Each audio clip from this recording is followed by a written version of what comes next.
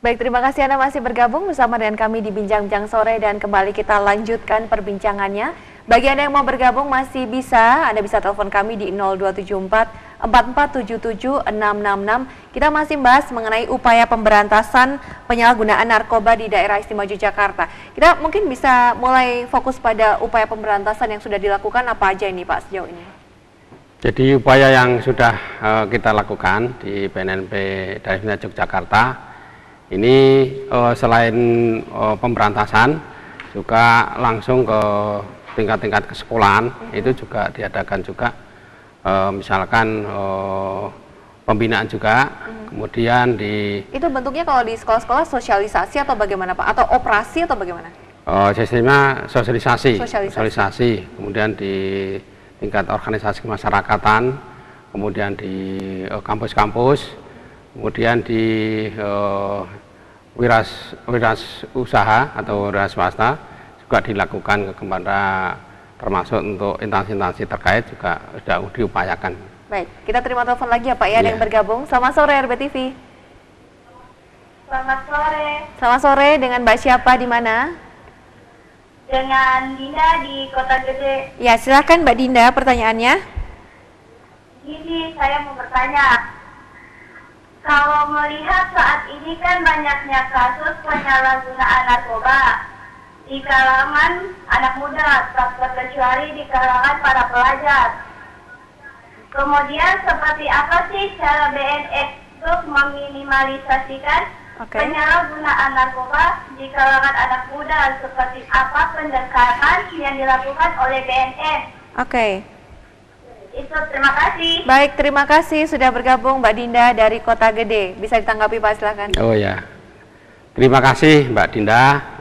Masalah terkait dengan di upaya pendekatan terhadap para remaja. Ini di lapis bawah, Mbak Dinda, ini juga sudah diupayakan para pemuda Karang Taruna itu tetap diadakan suatu pembinaan.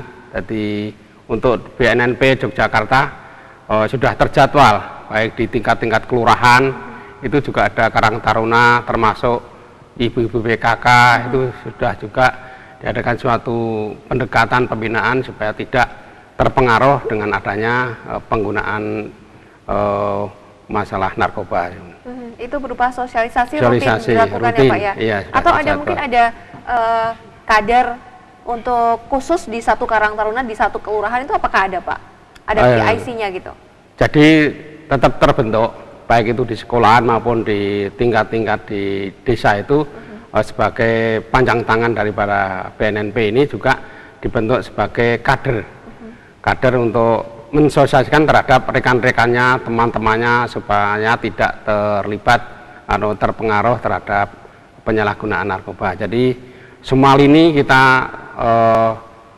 jangkau, baik itu dengan pemuda, dengan pelajar, dengan tokoh-tokoh masyarakat, tokoh agama, ini sebagai kader juga untuk menyampaikan supaya terhindar kaitan dengan peredaran narkotika.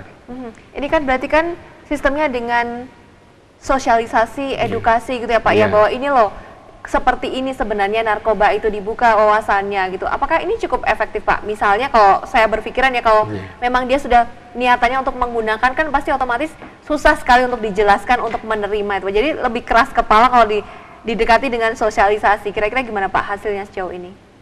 Jadi kalau memang itu terbukti, misalkan ada warga yang katakan salah satu yang menggunakan narkotika, ya otomatis secara persuasif untuk pendekatan secara perorangan. Kalau sudah katakan itu memang pengguna kan bisa secara hukum bisa direhabilitasi.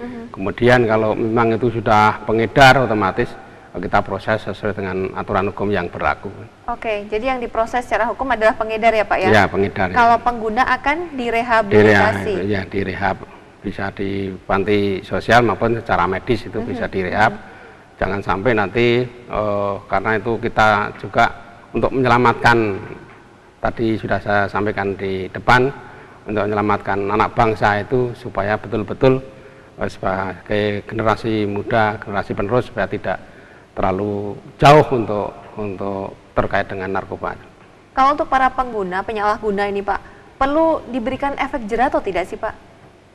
Jadi secara proses hukum, jadi kalau otomatis proses hukum sudah sampai ke tingkat lapas, itu rata-rata ya otomatis kalau sudah masuk di lapas itu juga efek jerahnya itu ada.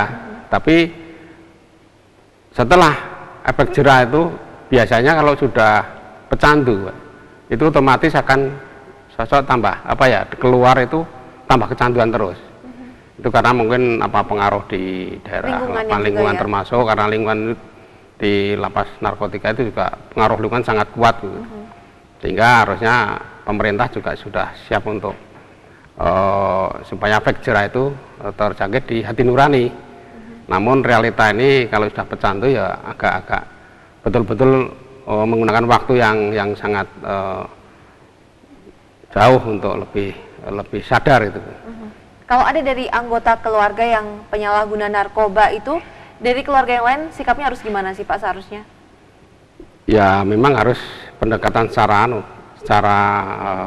perorangan. Karena mungkin masih dianggap itu aib keluarga gitu Pak. Ya, biasanya dia juga harus menyerahkan secara sukarela untuk menyerahkan pada petugas untuk direhabilitasi. Untuk di daerah Yogyakarta ini kan untuk di cara rehab di sosial adalah di BSPP. Itu akan dididik untuk kembali ke masyarakat, kembali semula supaya tidak terpengaruh terkait dengan narkoba.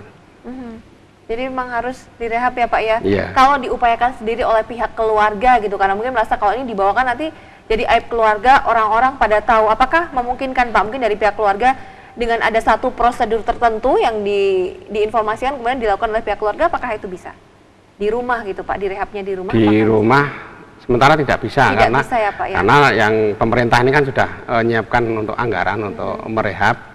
Jadi kalau enggak itu, kalau secara rehab yang kaitan dengan di sosial bisa ke pondok Bu. Kalau di Yogyakarta ini kan kita ada pondok untuk mendidik para kiai ini juga.